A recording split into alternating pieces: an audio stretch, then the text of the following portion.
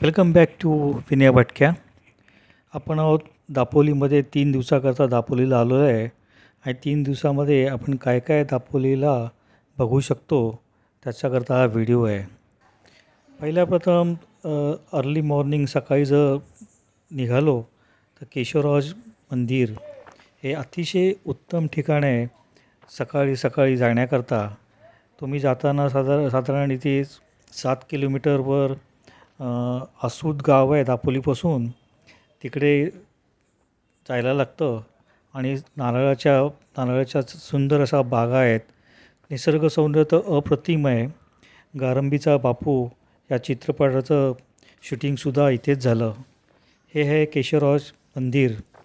सुरेख असं हे मंदिर आहे विष्णूचं आणि आतमधली मूर्तीसुद्धा बघा किती प्रसन्न असे वाटणारी अशी ही मूर्ती आहे.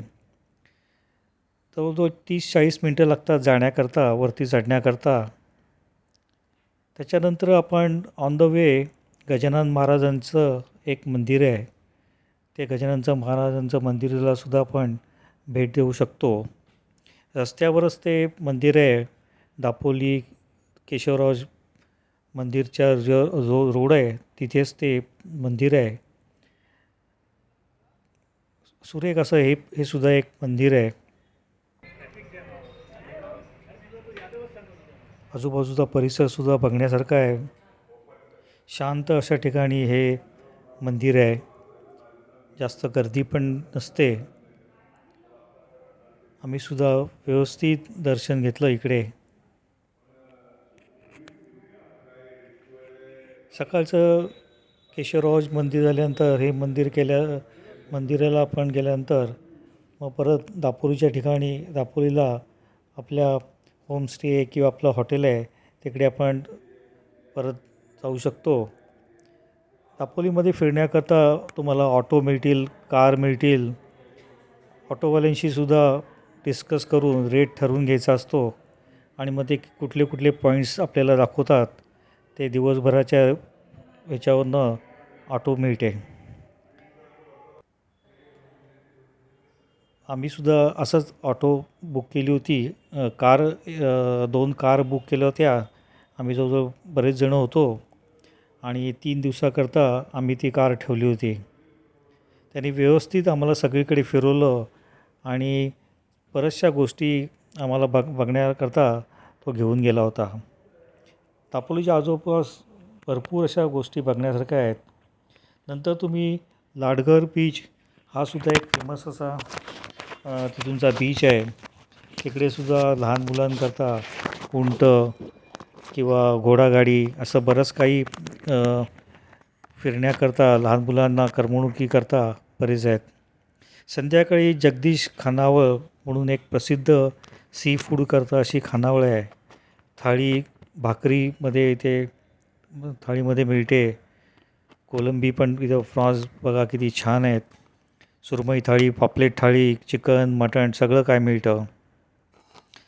नंतर मग तुम्ही दुसऱ्या दिवशी हळणीचा मासळी बाजार बघायला नक्कीच जा.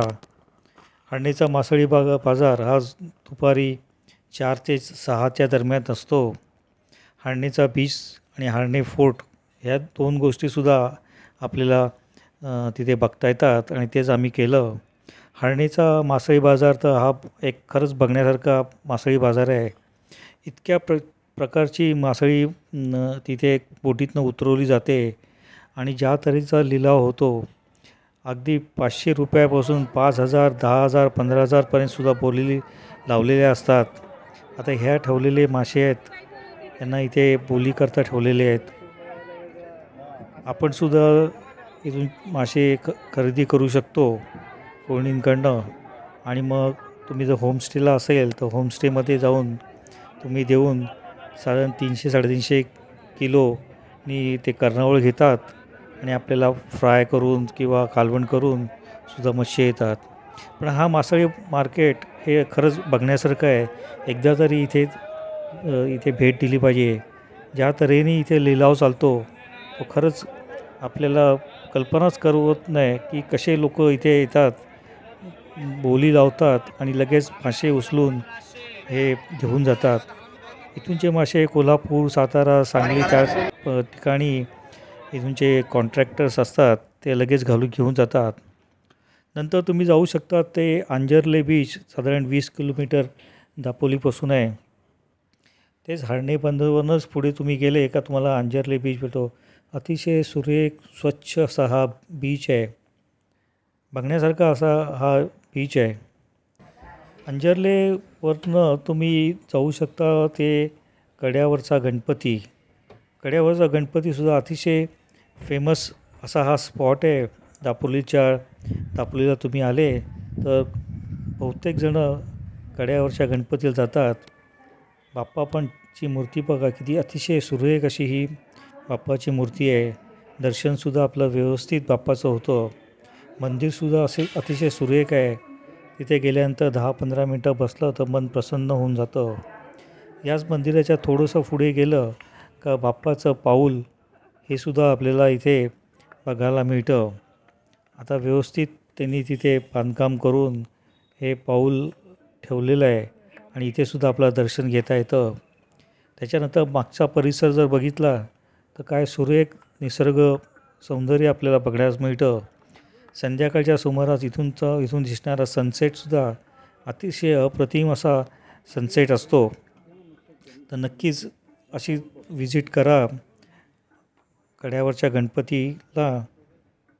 गणपतीच्या बाहेरच्या देवळाच्या बाहेर चहा, नंतर कोकम सरबत अतिशय सुरेख मिळतं. ते सुद्धा नक्कीच ट्राय करा. बटाटा वडा, वडापावसुद्धा काय काय लोक तिथे करून देतात. जाताना आपण सांगून गेलं तर ते आपल्याला मिळतं. तुम्ही जर व्हेजिटेरियन असाल तर दापोलीमध्ये श्रेयस हे शुद्ध शाकाहारी असं उत्कृष्ट असं हॉटेल आहे. इथूनची व्हेज थाळी ही प्रसिद्ध आहे. आता मे महिन्यात आमरस पण मिळतो, आमरसपुरी पण मिळते, मोदकसुद्धा असतात. त्यामुळे तुम्ही नक्कीच इथे व्हेजिटेरियन जर जेवायचं असेल तर श्रेयस हॉटेलला नक्कीच जा. गर्दी पण खूप असते. तुम्हाला दुसऱ्या पण बऱ्याचशा डिशेस इथे मिळतात आणि अतिशय उत्कृष्ट असं हे शाकाहारी हॉटेल आहे. त्याच्यानंतर तुम्ही परत चांडिका देवी मंदिर हे सुद्धा एक बघण्यासारखं आहे. दाभोळला साधारण दापोलीपासून 20 ते 22 किलोमीटरवर हे चांडिका मंदिर आहे. गुहेमध्ये असलेलं हे देवी आहे आणि ह्याची हिस्ट्रीसुद्धा जाताना नक्कीच वाचून जा. मागची ग्रीनरी बघा, अतिशय उत्कृष्ट अशी ग्रीनरी या मंदिराला लाभलेली आहे. त्यामुळे हे मंदिर अतिशय उठून दिसतं. पावसाळ्यात तर इथे अतिशय सुंदर असं वातावरण असतं. तिथे फोटोग्राफी आतमध्ये अलाउड नव्हती. आम्ही आमच्या या रिक्षाने गेलो होतो. हे आपण येतो इथे हे सभामंडप आहे इथे. आणि इथेसुद्धा तुम्हाला कोकम सरबतसुद्धा अतिशय मस्त असं कोकम सरबत मिळतं. समोर दिसते ते खाली दरवाजे आहे, तिकडे उतरूनच आपण त्या गुहेत जातो आणि मग मातेचं तिथे आपल्याला दर्शन होतं. आतमध्ये बिलकुल लाईट नाही आहे. जे काय आहेत ते समया किंवा मेणबत्त्या लावलेल्या आहेत.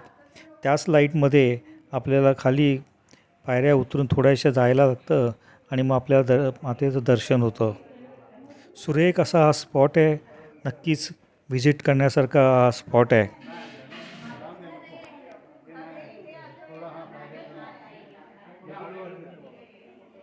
बघा इथे तुम्ही आतमध्ये उतरू शकता. 10-15 मिनटं इथे आरामात बसून कोकम सरबत घेऊ शकता. हे बघा हा फोटो, किती मूर्ती म्हणजे देवीचं दर्शन बघा किती होतं, सुंदर आहे. त्याच्यानंतर तुम्ही निघाले पुढे का दाभोळ ढोपावे एक फेरी बोट आहे. हे तुमच्याबरोबर लहान मुलं असेल तर त्यांना ही बोट सफर ही खूपच मस्त वाटेल. 15-20 मिनटाची आहे. इथून दाभोळवरनं सुटते ती ढोपावे पलीकडच्या साईडला जाते. तुम्ही तुमचे कार, गाडी किंवा काय असेल ऑटो ते सुद्धा इथे टाकू शकता. तुम्हाला तिथे पलीकडे जाऊन परत पण येता येतं, रिटर्न पण येऊ शकता. पण फक्त जायच्या अगोदर टायमिंग काय ते बघून घ्या. आम्ही तर इथून बघून इथून गेलो आणि पुढे साधारण 20-25 किलोमीटरवर गुहागर आहे. गुहागरला पण इथून जाता येतं.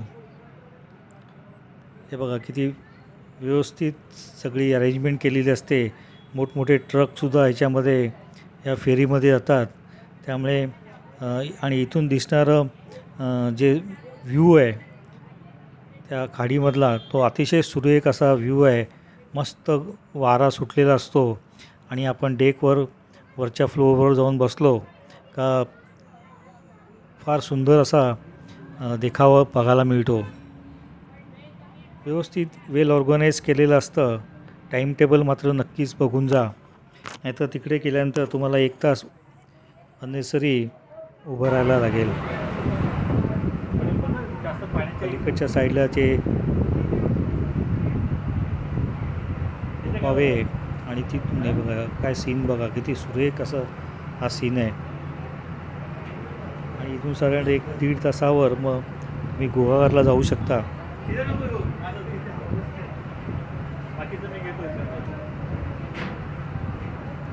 व्यवस्थित अरेंजमेंट केलेली आहे सगळ्या कार करता आणि एक कार व्यवस्थित सोडतात.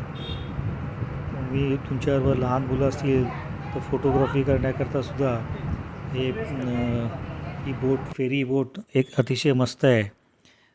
तुम्हाला जर पुढे जायचं नसेल तर तुम्ही दाभोळवरूनच रिटर्न तिकीट घेऊ शकता आणि त्याच रिटर्न तिकीटवर परत एक 15-20 मिनिटांनी ती बोट परत येते. तर त्या ह्यानी एक चक्कर मारूनसुद्धा परत येऊ शकता.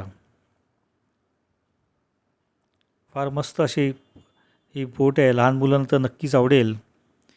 तुम्ही जातानंतर ते गुहागर बीच काय सुरेख असा हा बीच आहे. छान बीच आहे. तसं कोकणातले सर्वच बीच हे सुरेख असे बीच आहेत. गुहागरमध्ये लक्ष्मीनारायण मंदिर हे सुद्धा बघण्यासारखं आहे. दुसरं मंदिर म्हणजे दशभुजा लक्ष्मी गणेश मंदिर हेदवी इथे हे सुद्धा बघण्यासारखंच आहे.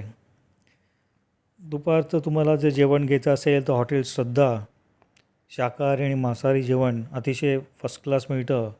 पापलेट थाळी, सोलकढी आणि फिश रस्सा, बांगडा फ्राय फार चवदार असं चमचमीत असं जेवण इथे तुम्हाला मिळू शकतं. सोलकढी तर अप्रतिम सोलकढी इथे मिळते. बरीच हॉटेल आहेत गुहागरमध्ये की तुम्हाला ते सी फूड देतील. नंतर दुसरा तुम्ही बघू शकता इथे श्री भगवान परशुराम हिलवर जाऊ शकतात. एक सुंदर असा हा स्पॉट आहे. सुरेख असं व्ह्यू इथून मिळतो. परशुरामाची मूर्तीसुद्धा किती सुरेख बनवलेली आहे बघा. आणि इथे त्यांनी जे मेंटेन केलेलं गार्डन आहे हे सुद्धा अतिशय सुंदर असं हे गार्डन आहे. बरीचशी लोक इथे व्हिजिट करायला येतात. संध्याकाळी 6 का 6:30पर्यंत हे चालू असतं. त्यामुळे तुम्हाला त्याच्या आतच तुम्ही इथे पोचलेलं बरं. काळोखात गेलं तर तुम्हाला हा बाजूचा जो सिनरी आहे ही बघायला मिळणार नाही.